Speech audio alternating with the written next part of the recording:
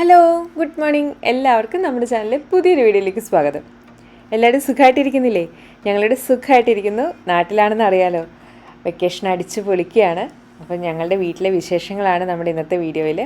അപ്പോൾ നമുക്ക് സമയം കളയാതെ ഇന്നത്തെ വീഡിയോയിലേക്ക് പോയിട്ട് വന്നാലോ? മിസ് ചെയ്യണ സാധനം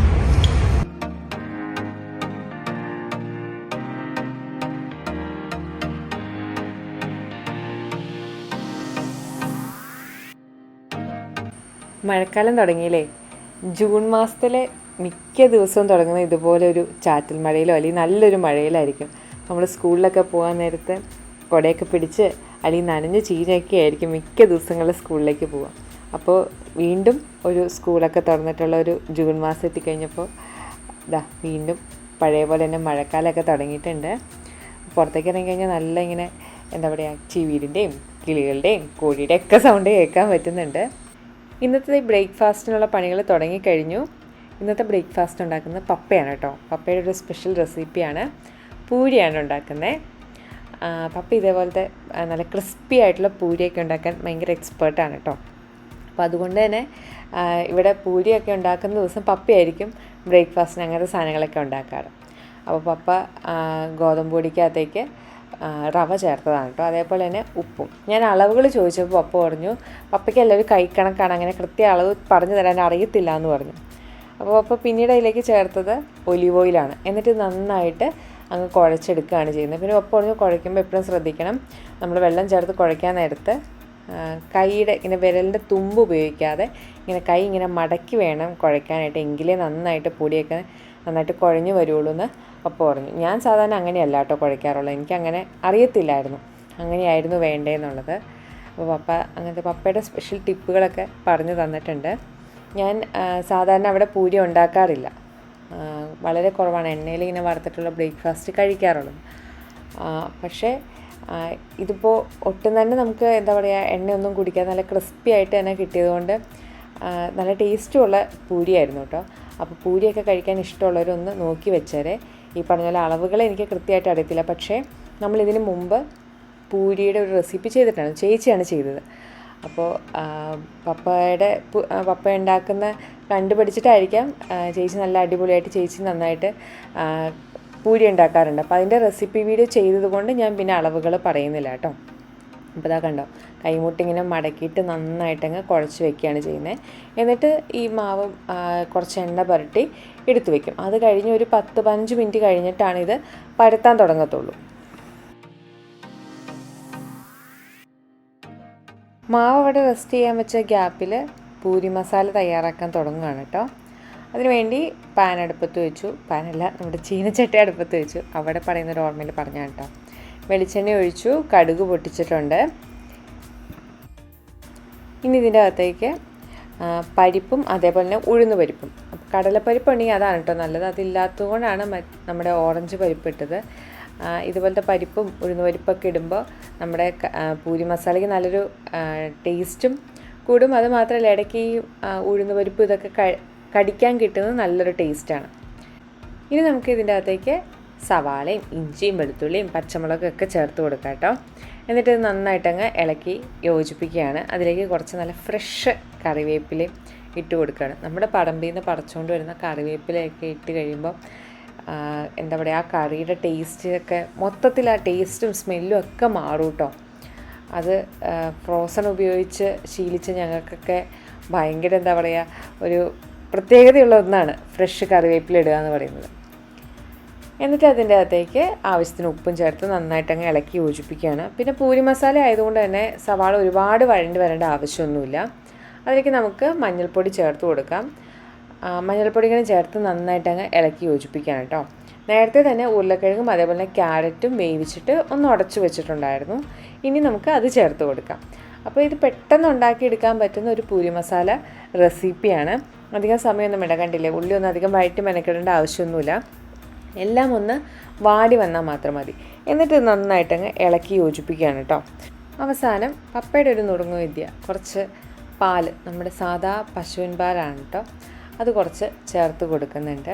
ആ ഒരു ഗ്രേവി കുറച്ച് തിക്കായിട്ടും നല്ലൊരു ടേസ്റ്റിനൊക്കെ വേണ്ടിയിട്ടാണ് പശുവിൻ പാൽ ചേർത്ത് കൊടുത്തത്. എന്നിട്ടത് നന്നായിട്ട് അങ്ങ് ഇളക്കി യോജിപ്പിക്കുകയാണ് കേട്ടോ. ഇത് ഒരുപാട് ഗ്രേവി ആയിട്ടല്ല, ഒരു സെമി ഗ്രേവി പരുവത്തിലാണ് ഈ ഒരു കറി ഉണ്ടാക്കിയെടുക്കുന്നത്. അപ്പോൾ പാലിൻ്റെ അളവ് നിങ്ങൾക്ക് കൂട്ടുകയോ കുറയ്ക്കുകയോ ചെയ്യാം. എത്രമാത്രം ഗ്രേവി വേണോ അതിനനുസരിച്ച് തിളപ്പിച്ച വെള്ളവും ചേർത്ത് കൊടുക്കുകയാണ് ചെയ്യുന്നത്. എന്താ ഇപ്പോൾ കണ്ടോ, നമ്മുടെ പൂരി മസാലയുടെ കളറും അതേപോലെ തന്നെ ആ ഒരു ടെക്സ്ചറൊക്കെ കണ്ടാൽ തന്നെ നിങ്ങൾക്ക് മനസ്സിലാവുന്നുണ്ടായിരിക്കും.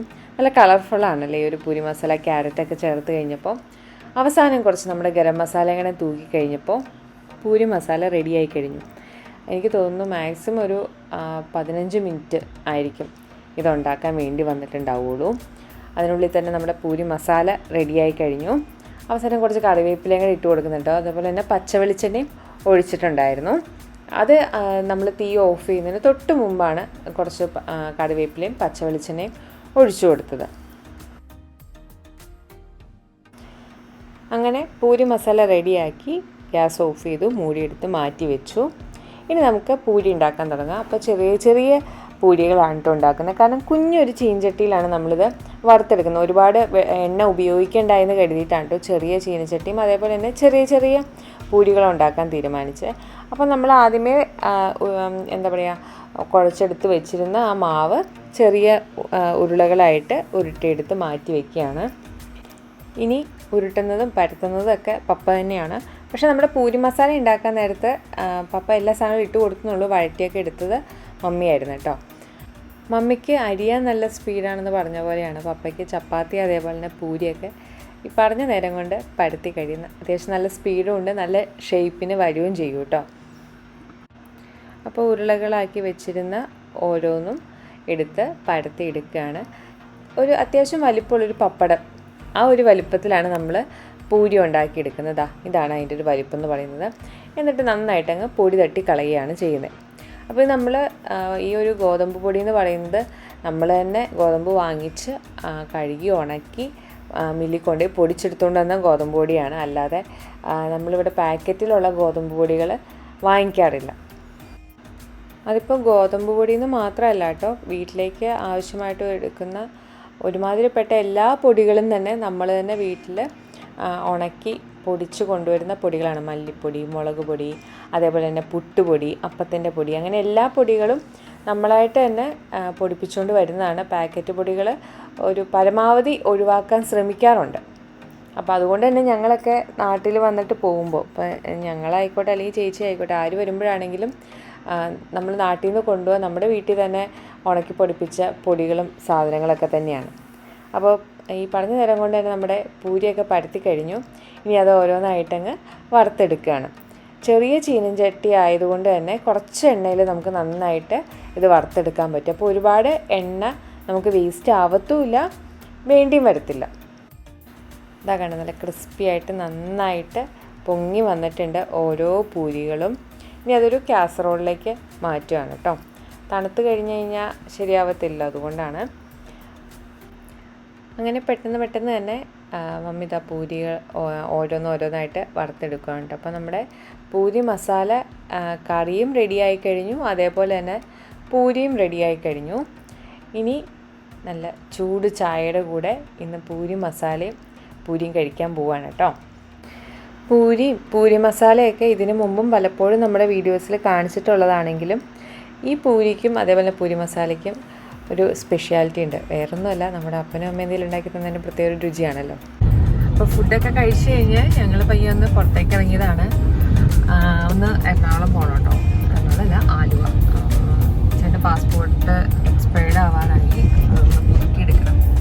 അപ്പോൾ അതിന് വേണ്ടിയിട്ട് വോളിയം കുറയ്ക്കുവാണേ. അപ്പം അതിന് വേണ്ടിയിട്ടൊന്ന് ഞങ്ങളൊന്ന് പോവുകയാണ്. വേറെ കുറച്ച് അല്ലാതെ ചില്ലറ പരിപാടിയില്ല. നാട്ടിലിറങ്ങിയിട്ട് നമ്മൾ പുറത്തേക്കൊന്നും ഇറങ്ങിയില്ലായിരുന്നു. അപ്പം ഇന്ന് ഇറങ്ങാമെന്ന് വിചാരിച്ച് വന്നതാണ്. ഞങ്ങൾ തന്നെയുള്ളൂ. പിന്നെ നല്ല മഴക്കാറ് കാണിക്കുന്നുണ്ട്. ഇന്നലെ രാത്രിയും ഇന്ന് രാവിലെയൊക്കെ ആണെങ്കിലും മഴയൊക്കെ ഉണ്ടായിരുന്നു. ഒന്ന് മഴ പെയ്ത് തോർന്നു പോയിട്ട് അടുത്ത മഴയ്ക്കുള്ള ലക്ഷണം കാണുന്നുണ്ട്. അപ്പം ഇതൊക്കെയാണ് നമ്മുടെ വഴിയാണ് പോകുന്നത്. ചുറ്റും മരങ്ങളും, ചെറിയ വഴിയാണെങ്കിലും എന്താ പറയുക, നല്ല ഭംഗിയുണ്ട് ഈ വഴിയിൽ ഇവിടെ പോകാനായിട്ട്. പലപ്പോഴും ന്യൂസിലും അല്ലാതെയൊക്കെ നിങ്ങൾ കേട്ടിട്ടുള്ള 2020 ഫ്രണ്ടിലൂടെയാണ് കേട്ടോ, അതിൻ്റെ ഭക്ഷ്യസുരക്ഷാ മാർക്കിൻ്റെ ഫ്രണ്ടിലൂടെയാണ് ഞങ്ങൾ പോകുന്നത്. ആലുവയിൽ എത്തിക്കഴിഞ്ഞ് അത് കഴിഞ്ഞ് പയ്യെ ഞങ്ങൾ പാസ്പോർട്ടൊക്കെ റിന്യൂ ചെയ്തിട്ട് ഞങ്ങൾ എറണാകുളത്തേക്ക് പോയി. പാസ്പോർട്ട് പുതുക്കാനുള്ള ആപ്ലിക്കേഷനൊക്കെ കൊടുത്ത ശേഷം ഞങ്ങൾ നേരെ കൊച്ചിയിലേക്ക് പോയിട്ടോ. ഒബ്രമാളിൽ നമ്മുടെ വിക്രം മൂവി ഉണ്ടായിരുന്നു അവിടെ, അപ്പോൾ അതൊന്ന് കാണാൻ വേണ്ടി പോയതാണ്. കുറേ നാളായി നമ്മുടെ പോലത്തെ തിയേറ്ററിൽ പോയിരുന്നൊരു സിനിമ കണ്ടിട്ട്. അപ്പോൾ വിക്രം കാണാമെന്ന് കരുതി. അടിപൊളി മൂവിയായിരുന്നു കേട്ടോ, എനിക്കിഷ്ടമായി. മൂവി കണ്ട് തിരിച്ച് നമ്മൾ ഇൻഫോ പാർക്ക് വഴി വരികയാണ് കേട്ടോ.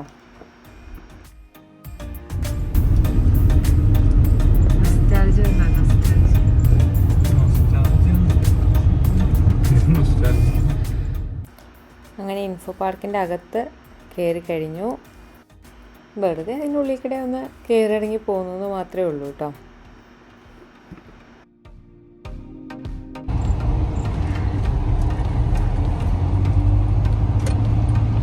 Smart city.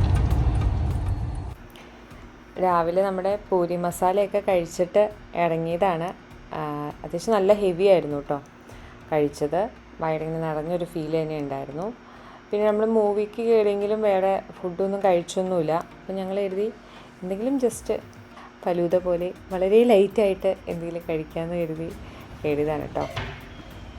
മഹേഷിൻ്റെ പ്രതികരണം.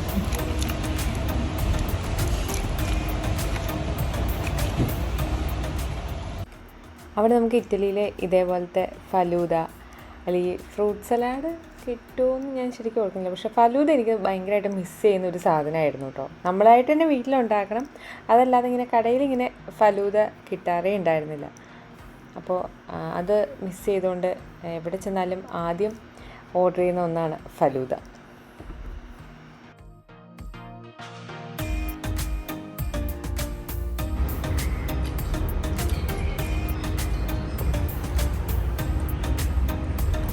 മിസ് ചെയ്യണ സാധനം.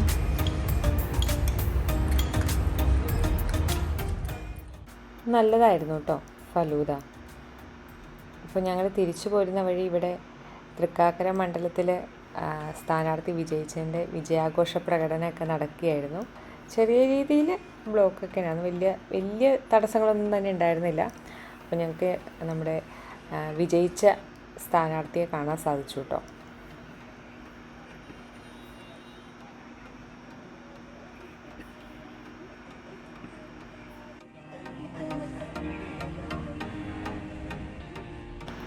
ഇനി തിരിച്ച് വീട്ടിലേക്ക്.